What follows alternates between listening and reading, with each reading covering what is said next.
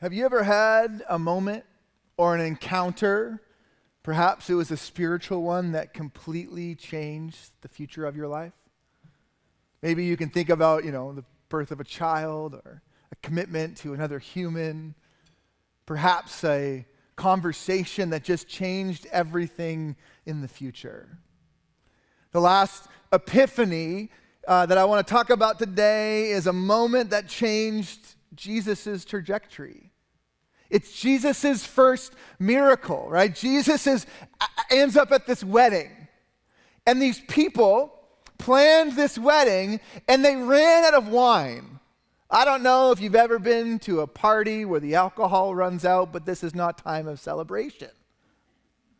But a wedding is supposed to be a time of celebration. It's a time of hospitality. It's a time when the people you love and care about most, you want them to experience this celebration with you. You long that people leave your wedding, at least I think most people do, feeling like they've been cared for and loved. And so running out of wine at this wedding was a big deal. And so Jesus' mother comes to Jesus and Jesus, we know you're the guy, right? You and me know. We've been together a while. I know that you could fix this. Could you do something about this, Jesus? And Jesus is like, this is not my time. This is not my time. Side note, he ends up doing it. So I wonder sometimes if the mom knew it was time, but the son wasn't quite sure yet. Any moms in the room relate with these kinds of... Can we just listen to moms more often? So it turns out that Jesus turns the water into the wine, and it changes the trajectory of his life.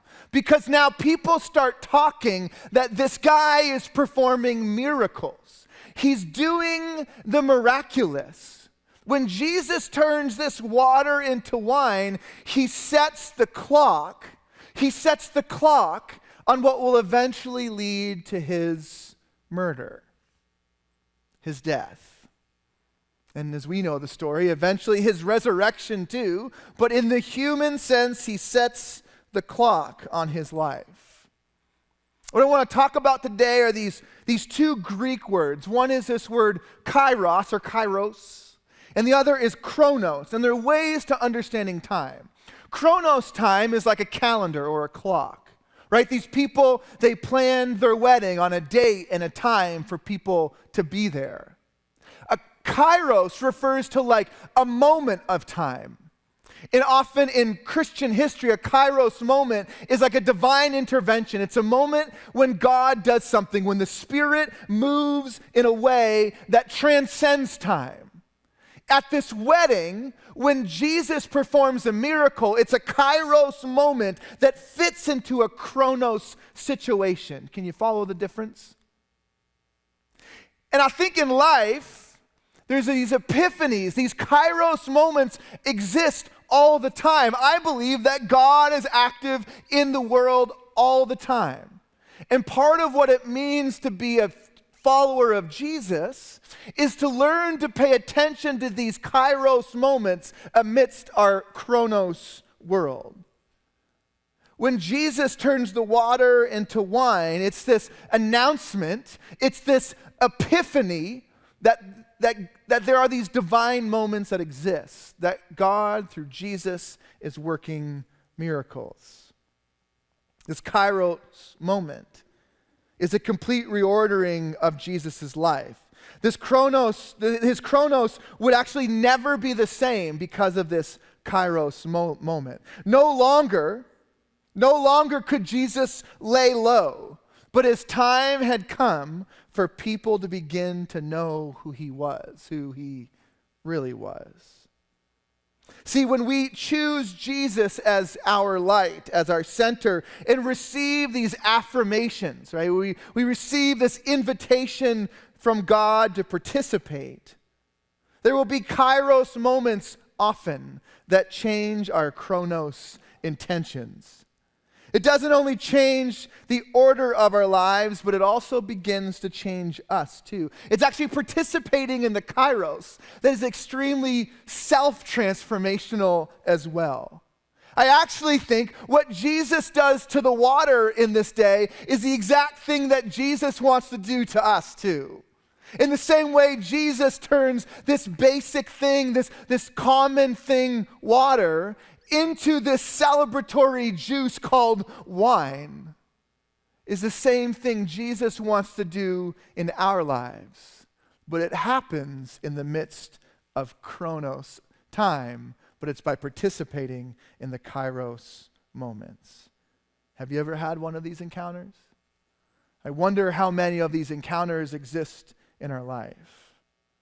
I also wonder, have you ever backed down from a Kairos moment out of fear of the Chronos consequences? Ever backed down from a moment where you knew what you were supposed to do? Where perhaps you sensed God was inviting you into something, but to do that something would have significant Chronos possibilities, significant Chronos implications? I wonder, this epiphany, what God might be inviting you, inviting us into, that could potentially have Chronos implications, that could potentially reorder our lives. I think September 4th in my journey as your pastor was a Kairos moment that will continue to have Chronos implications. Some of you were here on September 4th. Remember, we gathered in the lobby. And we had what was called an installation service, where I became installed officially as the pastor of Westwinds. And on that day, I made 4 commitments. Out loud, I made these commitments. It will have Chronos implications. It was 4 commitments of my leadership that I felt like I'm going to say these out loud so that people can hold me accountable to them. It's a Kairos commitment that will have Chronos implications. I committed to you that I would lead us in a way that Jesus would be the center of our church. That we would always make an effort to center Jesus in everything we are and everything we do.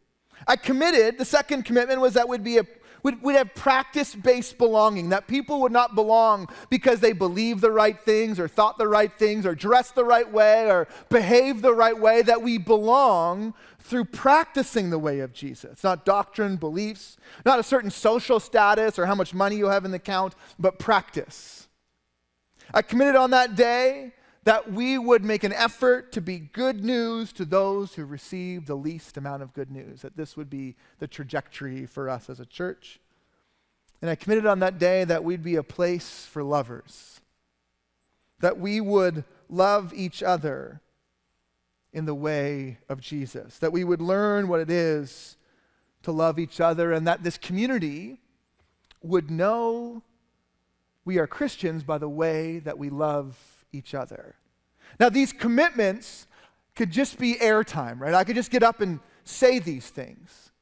But if these commitments are a Kairos moment, they will have Chronos implications, that we will come up against decisions every single week, every single day in the life and times of our church that will move through this kind of a filter, that will move through this kind of a filter. It's a Kairos moment with Chronos implications. Some of you might remember another Sunday, my friend Dr. Joanne Lyon spoke here. She got a standing ovation. I've never got a standing ovation, but that's fine.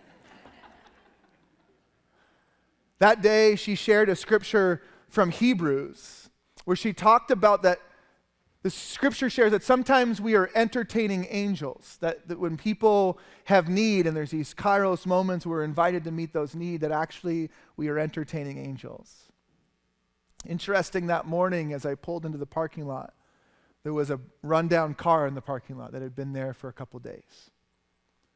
And I kind of poked in and there was 2 people sleeping in the car, and I felt the Spirit invite me into a Kairos moment. Talk to them. Be hospitable. You're a church, right? You're a pastor. But I was like, man, I got this really important speaker here today. She's really important to me and I think important to our community. I'll maybe on the way out. So I went in and we went through the service and we had a great morning, and then I had some meetings lined up with our elders and Dr. Lyon that afternoon. It was like I was running late because I was talking to people in the lobby, and sure enough, they're in the parking lot, and I just left.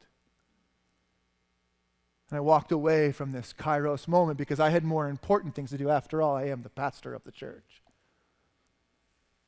It's funny how these things happen, but that afternoon I got a call from someone at Westwinds saying, hey, I met these people in their parking lot.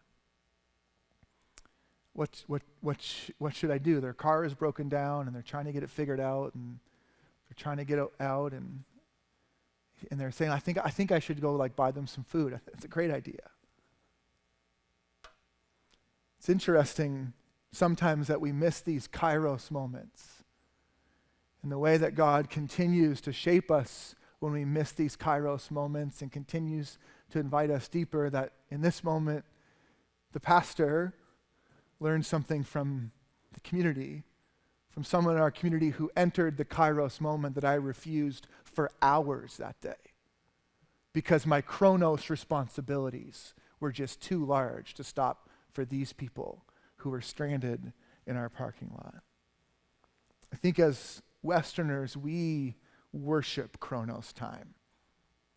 Our calendars, everything has a schedule, everything is about what I can accomplish. But I think what God is inviting us into more and more and more are these Kairos moments. They're everywhere around us all the time. And I wonder if this epiphany, maybe for you this year, would to be intent, to be maybe paying attention to these Kairos moments. That this epiphany might be a day when you decide, God, I'm going to say yes to these Kairos moments in my life whenever I see them. I'm going to take some risk in my Chronos life to enter these Kairos opportunities.